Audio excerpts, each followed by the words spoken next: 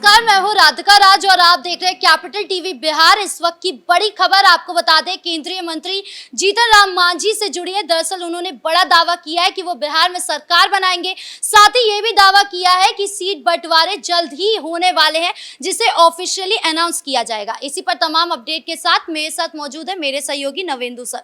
Sir, Bihar की सियासत में इस वक्त क्या चल रहा है? एनडीए के खेमे में क्या चल रहा है?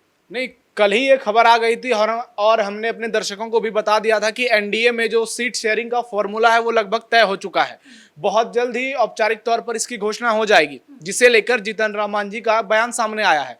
वो कह रहे हैं कि बहुत जल्द, मतलब जुलाई के लास्ट में या फिर अगस्त की शुरुआत में सीटों को लेकर घोषणा हो जाएगी और ये तय माना जा रहा है कि एनडीए इस बार सरकार बनाएगी। ये जीतन राम मांझी का कहना है।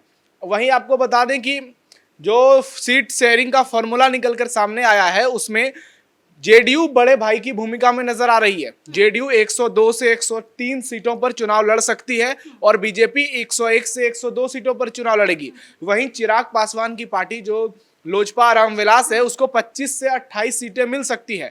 जीतन राम मांझी की हिंदुस्तान आवाम मोर्चा उसे 6 से 7 सीटें दी जा सकती है, जबकि उपेंद्र कुशवाहा की आरएलएम जो है उसे भी 4 से 5 सीट दी जाएगी। तो एनडीए का जो पूरा फॉर्मूला है ये लोकसभा चुनाव के तर्ज की तरह ही है कि जितनी हिस्सेदारी उसकी उतनी भागीदारी, आप इसे समझ सकते हैं।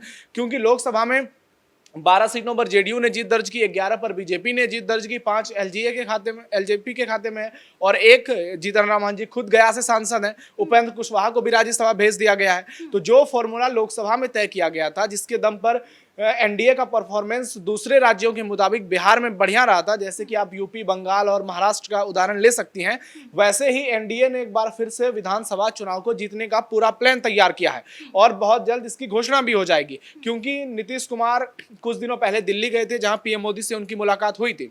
और एनडीए की खास बात यह है कि यहाँ पे जो भी होता है वो पर्दे के पीछे तय हो जाता है और सिर्फ ऐलान जो है वो ऑन कैमरा होता है। बाकी दूसरे पार्टियों में ऐसा नहीं होता, वहां पे अंतरकलह सामने नजर आती है, जैसे कि आरजेडी और कांग्रेस के बीच में दिख रही है। लेकिन एनडीए में जो है मामला क्लियर है। चिराग पासवान के बारे में भी खबरें आ रही हैं कि वो इस बार चुनाव लड़ सकते हैं। वहीं जीतन राम मांझी की ओर से भी ये दावा किया गया था कुछ समय पहले कि हमें ज्यादा सीटें चाहिए और उनके समर्थकों ने ये तक कह दिया था कि मांझी जी को भी केंद्रीय मंत्रिमंडल से इस्तीफा देकर यहां से चुनाव लड़ना चाहिए। अब देखना यह होगा कि जब ये फाइनल समीकरण निकलता है सामने, जैसे ही ऐलान होगा ऑफिशियली, तो क्या जो खबरें आई है ठीक उसी पर बेस्ड होगी पूरी तरह से जो फॉर्मूला आएगा। हो सकता है इसमें कुछ ऊपर नीचे भी हो जाए, क्योंकि 1 सीटों का फर्क जो रखा गया है, जैसे 102 बीजेपी को मिल सकती है और 103 जेडीयू को। तो इसके पीछे की रणनीति क्या है? क्या नीतीश कुमार इस समय उनके हाथ में पूरी नब्ज जो है वो है? क्या वो दिखाना चाहते हैं कि कमांड जो है वो नीतीश कुमार के हाथ में और इसका सीधा इम्पैक्ट जो है वो लोकसभा में पड़ता है? सवाल तो ये भी आ रहा है कि नीतीश कुमार क्या इस बार एनडीए की तरफ से चुनाव में लड़ने वाले, क्या वही सीएम चेहरा रहने वाले हैं? इसमें कोई डाउट ही नहीं है। एनडीए के तमाम नेता इस बात को क्लियर कर चुके हैं कि सीएम नीतीश की अगुवाई में ही आगामी चुनाव लड़ा जाएगा। और इसका सबसे जो आप कह सकते हैं कि किसी बड़े नेता ने कहा है, तो खुद जेपी नड्डा ने कहा है, सम्राट चौधरी ने कहा है, विजय सिन्हा ने कहा है, जो तमाम बड़े नेता हैं। और अभी चुनाव तक ये तय माना जा रहा है कि नीतीश कुमार के साथ किसी भी प्रकार की कोई पॉलिटिकली छेड़छाड़ नहीं होगी और ये होना भी नहीं चाहिए, क्योंकि एनडीए वाकई में भी मजबूत नजर आ रहा है। जो तमाम सर्वेज हैं, आम लोग जो बातें कर रहे हैं, सोशल मीडिया पर जो चर्चाएं चल रही है या फिर न्यूज़पेपर में, टेलीविजन मीडिया में, सब जगह जहां भी चर्चा चल रही है वहां ये बताया जा रहा है कि एनडीए इस वक्त मजबूत स्थिति में है। और उसका सबसे बड़ा कारण है नीतीश कुमार, क्योंकि जाति जनगणना के बाद जिस तरह से राहुल गांधी और तेजस्वी यादव हमलावर हैं, उसको काउंटर करने के लिए बिहार में पीएम मोदी के अलावा बीजेपी एनडीए के पास नीतीश कुमार का वो चेहरा है जो कि ईबीसी की बात करते हैं, जिनकी पहचान एक पिछड़ा नेता के तौर पर है, जो अक्सर ये दावा करते हैं कि उन्होंने बिहार में पिछड़ों का कल्याण किया है। और ये सच भी है। बहुत से काम नीतीश कुमार ने ऐसे किए हैं जो कि पहले की सरकारें नहीं कर पाई और उनके शासनकाल में ऐसे ही उन्हें सुशासन बाबू नहीं कहा गया, क्योंकि वो चीजें धरातल पर नजर आई। चाहे कानून व्यवस्था की बात हो, विकास कार्य की बात हो, रोजगार देने की बात हो, हर मोर्चे पर नीतीश कुमार की अगुवाई में एनडीए की सरकार महागठबंधन से अव्वल नजर आ रही है और जिसका इम्पैक्ट लोकसभा चुनाव में देखने को मिला। उसके बाद 4 विधानसभा के जो उपचुनाव हुए उसमें भी एनडीए ने शानदार जीत दर्ज की। तो नीतीश कुमार जो है वो आज के समय में एनडीए के सबसे बड़े एक्स फैक्टर हैं। और जब पीएम मोदी के साथ मिलकर वो चुनावी जनसभा को संबोधित करते हैं, रोड शो में शिरकत करते हैं, तो एनडीए बहुत मजबूत नजर आता है। और अच्छा, सीट बंटवारे को लेकर क्या नीतीश कुमार खुश है, जेडीयू खुश है? क्योंकि ऐसा तो नहीं होगा कि नीतीश कुमार पलट जाएंगे बाद में चुनाव से पहले, क्योंकि हमने नीतीश कुमार को कई बार देखा कि सीट बंटवारे को लेकर वो कभी सहमत नहीं होते तो वो पलट जाते हैं। नहीं, इस बार क्लियर है, वो लगातार कहते आ रहे हैं, अभी से नहीं, 2024 में जब एनडीए की सरकार बनी थी और जेडीयू की उसमें भूमिका जो सरकार चल रही है बहुत अहम है। उन्होंने पार्लियामेंट में ही जब एनडीए घटक दल का नेता पीएम मोदी को चुना गया था, तभी उन्होंने कह दिया था कि हम एक दो बार इधर उधर कर चुके हैं लेकिन अब ऐसा नहीं करेंगे। और पीएम मोदी के सामने कई बार जब भी पीएम मोदी बिहार जाते हैं, हर मंच से नीतीश कुमार ये बात कहते हैं कि अब बहुत इधर उधर कर लिए, अब हम उन लोगों के साथ नहीं जाएंगे, अब हमेशा आप ही के साथ रहेंगे।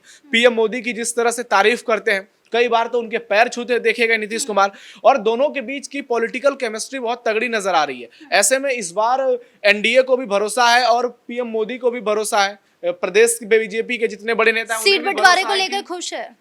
सीट बंटवारे पे अभी अब जब औपचारिक ऐलान होगा तब पता चलेगा कि कौन कितना खुश है, कौन कितना दुखी है। अभी तो बस खबरें निकलकर सामने आई है और जो प्रेशर पॉलिटिक्स किया जा रहा था एनडीए में, चाहे जीतन राम मांझी हो, चिराग पासवान हो, उपेंद्र कुशवाहा हो, जो ये महत्वाकांक्षी लोग हैं, जो चुनाव के समय ज्यादा प्रेशर बनाना शुरू करते हैं अपने गठबंधन पर, ताकि इन्हें ज्यादा से ज्यादा सीटें लड़ने के लिए दी जाएं।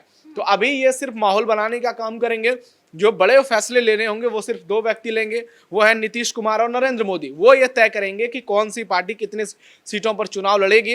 हालांकि एक सीट पर अगर अंतर होता है बीजेपी और जेडीयू में, तो बहुत ज्यादा इसका इम्पैक्ट नहीं पड़ने वाला है और वोटरों में संदेश जाएगा कि जेडीयू जो है वो एक तरह से एनडीए की सबसे मजबूत सहयोगी है। केंद्र सरकार में टीडीपी की बात की जाए तो अगर एक सीट जेडीयू को ज्यादा भी मिला है तो वो एक मनोबल नहीं टूटेगा, क्योंकि 102 पर बीजेपी भी लड़ेगी।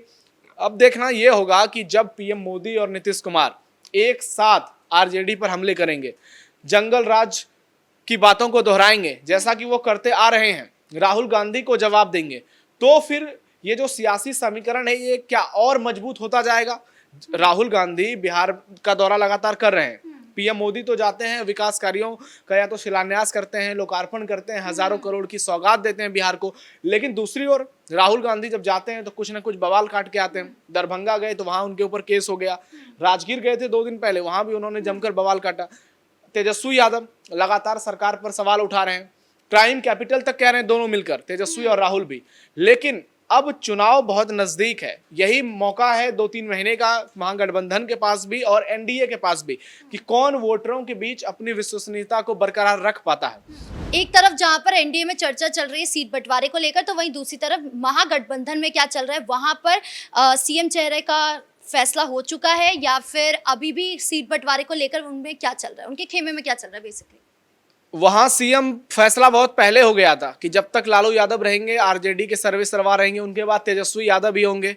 जो पार्टी पूरी तरह से परिवारवाद पर टिकी हुई है, वहां कोई दूसरा सीएम बनने के लिए सोच कैसे सकता है। राहुल गांधी इस ख्वाब में है कि शायद जो है आरजेडी उन्हें इस बार बहुत ज्यादा सीटें लड़ने के लिए दे देंगी, जिसे लेकर राहुल गांधी पर्दे के पीछे कुछ और करने की भी कोशिश कर रहे हैं। वो कन्हैया कुमार को फ्रंट में लाए हुए हैं, रोजगार दो पलायन रोको, कन्हैया कुमार का जो अभियान चल रहा है, उसके बाद खुद राहुल गांधी जाति जनगणना का क्रेडिट ले रहे हैं। तो वहां पर जो फूट है वो ज्यादा नजर आ रही है। तेजस्वी और राहुल के बीच बाहर से सब कुछ ठीक दिखाने की कोशिश की जा रही है आरजेडी कांग्रेस के बीच, लेकिन अंदर खाने ये बिल्कुल भी नहीं है, क्योंकि लालू प्रसाद यादव बहुत ज्यादा नाराज बताए जा रहे हैं राहुल गांधी के कदमों से, क्योंकि राहुल बार बार बिहार जा रहे हैं और लोगों को कह रहे हैं कि जाति जनगणना के लिए हमने मोदी सरकार को मजबूर कराया, जो कि लालू यादव को नहीं भा रहा है। क्योंकि तेजस्वी यादव बार बार कहते हैं कि बिहार में जब हमारी सरकार थी नीतीश कुमार के साथ, आरजेडी और जेडीयू की महागठबंधन की, तब जाति जनगणना हुआ था, जबकि यह सही नहीं है। इसकी शुरुआत तब हुई थी जब बीजेपी और जेडीयू की सरकार थी और जब फैसला तभी लिया गया था, लेकिन जब गणना की शुरुआत हुई तब आरजेडी के साथ नीतीश ने पलटी मार लिया था। तो ऐसे में अब देखना यह होगा कि इस बार वोटर किन की बातों पर भरोसा करते हैं। लोकसभा में तो एनडीए पर किया, उपचुनाव में भी एनडीए पर किया, और अभी जो तमाम आंकड़े और जो सर्वे जो रिपोर्ट आ रहे हैं उसके मुताबिक एनडीए बहुत मजबूत नजर आ रहा है और महागठबंधन कमजोर दिख रहा है। इस मुद्दे पर तमाम अपडेट देने के लिए आपका बहुत बहुत धन्यवाद। एक तरफ एनडीए में सीट बंटवारे को लेकर बातचीत चल रही है, योजना बनाई जा रही है, रणनीति बनाई जा रही है कि किस तरीके से जनता के लिए विकास का काम करना है, और दूसरी तरफ वहीं पर महागठबंधन है जिनके खेमे में परिवारवाद नजर आ रहा है, और वो महागठबंधन में सीट बंटवारे को लेकर अभी तक कोई फैसला ले नहीं पाए हैं। ब्रेकिंग न्यूज में इतना ही। कैमरा पर्सन राजकुमार के साथ मैं राधिका राज।